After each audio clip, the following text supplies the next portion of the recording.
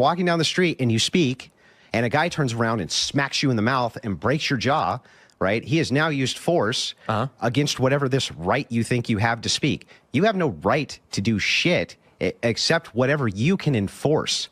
Right. Your mechanism is force, and the mechanism against you is force. And so all rights are force. You're talking about government protections, not rights. No, I'm talking about rights. What is a right? So it is an intrinsic moral function. Well, okay. Intrinsic meaning what? So Andrew Wilson and Tim Pool got into it on Timcast IRL, and I mean, they really got into it. Like, Andrew Wilson is laying out this whole argument about rights being force, right? And Tim Pool just cuts in like, no, you're talking about government protections. And Andrew's like, no, I'm not. I mean, this gets heated. These two are not on the same page at all. Let's check it out. That we, as we know them, are just things that we recognize as things of value to us. So for instance, I usually define it as simply, you have a right to speak freely. If you're in the middle of the woods and you're buck naked, you can say whatever you want. You have a right to keep and bear arms. Pick up a stick, sharpen it, pointy stick, you can defend yourself. Ain't no one going to stop you. The question is, when you get into conflict with someone else, where is that line drawn? So the reality is, rights are recognized as things that we can and must do to survive and maximize potential. I think rights are force. Period. I'll explain what I mean. A right to me is an entitlement absent duty. That's a right. Okay, you're entitled to it, but you have no duty. What does that mean? It means that you have it. So, like, okay, entitlement to speak. Yeah. So if you have a right to own a gun, to speak. No, hang on. Let me finish.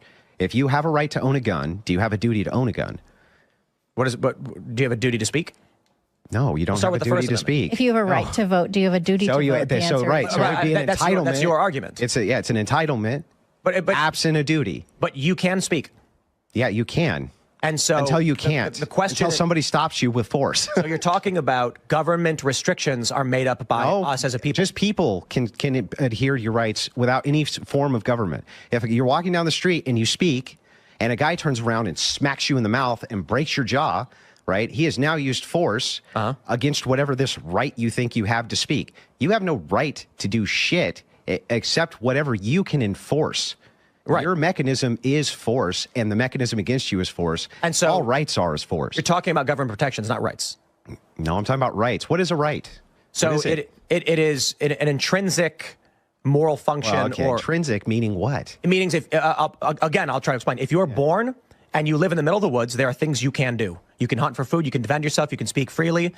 Now, what we've done in the United States unless you're born blind and you can't talk. Right? Then where does your right to speak? Look, Tim's use of the word intrinsic here is it's just wrong. I don't know why he's digging his heels in on this. Rights aren't some glowing organ inside your chest that you're born with. They're external. It's a social contract, or it's something the government says you can do until they decide you can't. To say it's intrinsic is to say it exists in a vacuum, but like Andrew points out, if you're born unable to speak, where's that intrinsic right to speech then? It honestly feels like they're just talking in circles, and it's getting frustrating to watch. I mean, look, it is hard to define what a right is. I'll give them that. It's a messy topic. But Tim's man in the woods analogy doesn't work. If you're alone in the woods, you don't have rights. You just have abilities. You can hunt because there's nobody there to stop you.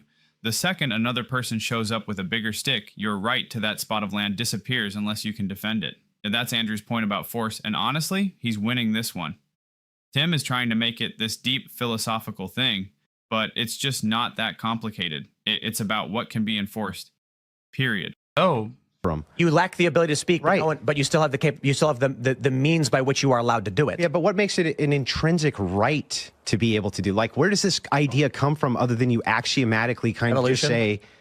You say because I can do something, I have the right to do something. It's part of a evolutionary biological structure that resulted in the survival of humanity. So if I like grab a spear and I can stab somebody with it, I have a right to. No, that's attacking somebody. That's violating. Yeah, but other than an axiom of you shouldn't do that because I just don't feel like you should, what makes it intrinsic that I don't do that?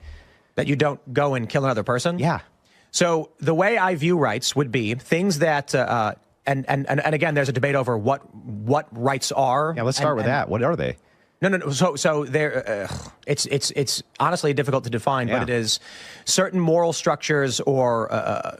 I would say axioms. Would you agree with that? Just an axiom. So, like, you have inalienable rights from God according to the Constitution.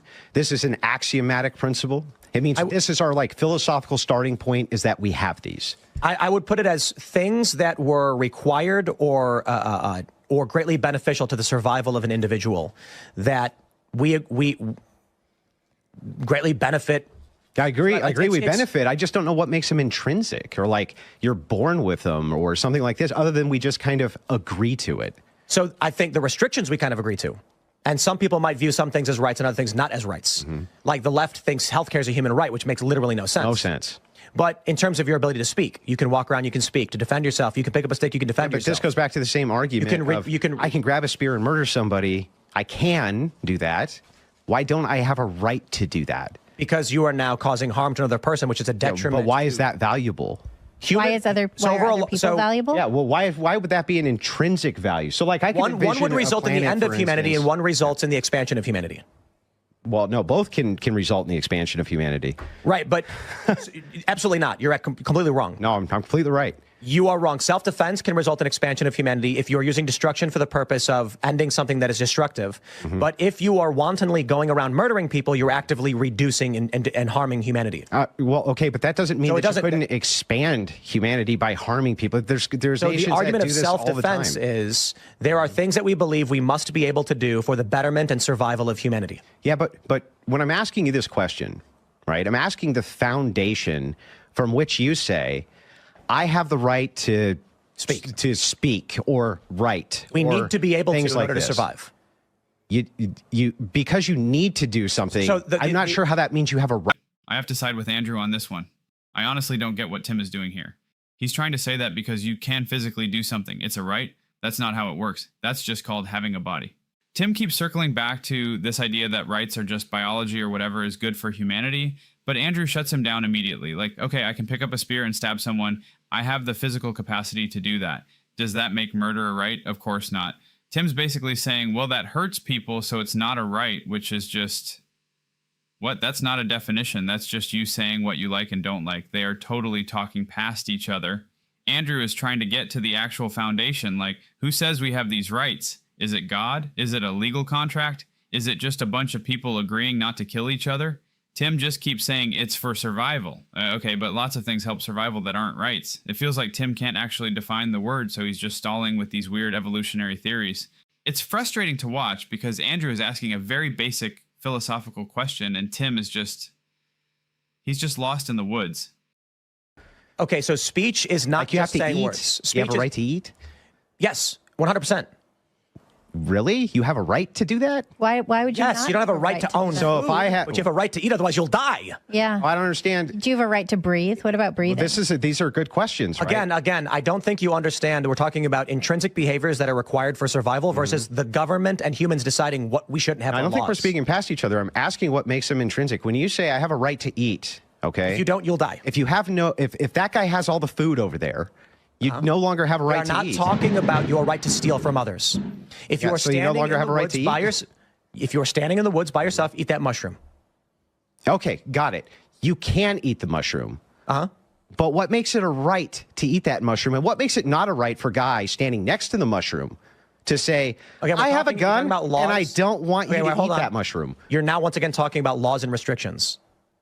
Yeah, okay, but my whole theory is that rights themselves are force, and that's all they ever are. It's just your ability. I'm genuinely confused here. I mean, let me know if I'm just being slow, but Tim's logic makes zero sense to me. He keeps saying you have a right to eat because you'll die if you don't, okay? So, since when does needing to survive mean you have a formal right to something? That's not how the world works. Andrew is completely right to bring up the guy with the gun. If you're in the woods and you want to eat a mushroom, but some guy is standing there with a rifle saying no, your intrinsic right doesn't exactly help you much, does it? Tim just brushes that off as laws and restrictions, but that's the whole point. Rights aren't just these magical vibes floating in the air. I really agree with Andrew's take that rights are just force. That's it. They only exist if you or a government can actually back them up.